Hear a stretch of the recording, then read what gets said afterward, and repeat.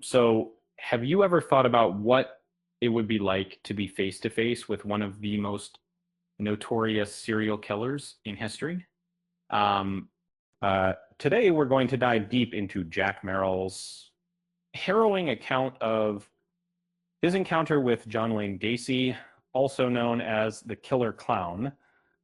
And as an admirer of true crime narratives, um, Jack Merrill's story stands out. Uh, he details his childhood and his toxic upbringing.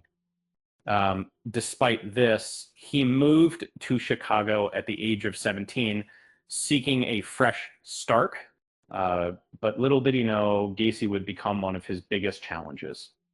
At 19, and after a swim session, Jack met Gacy, offering him a ride. Unaware of Gacy's twisted intentions, a drug was introduced, and Jack was rendered unconscious. When he later regained consciousness, he found himself handcuffed and in John Wayne Gacy's house. Um, Despite the situation, Jack pretends to be okay, an act born out of his past experiences with his parents in his childhood.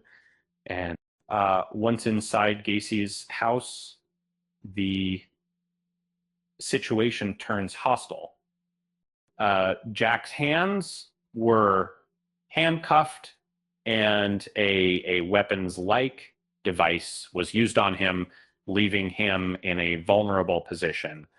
Uh, but pausing the timeline for a moment, I personally found myself unexpectedly sympathetic towards Gacy, despite his horrifying acts.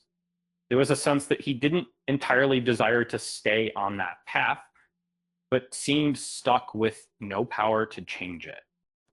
In an unexpected turn of events, Jack survives the encounter, and it doesn't stop him from living his life.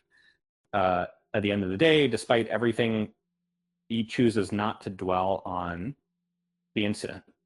Gacy was arrested and sentenced to death in December of 1980, eventually executed 4 years later in 1994.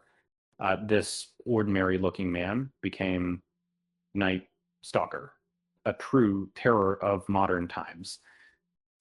Different stories about Gacy's life have been produced over the years, and Jack Merrill has also shared his own experiences through his performances and guest spots on various TV shows.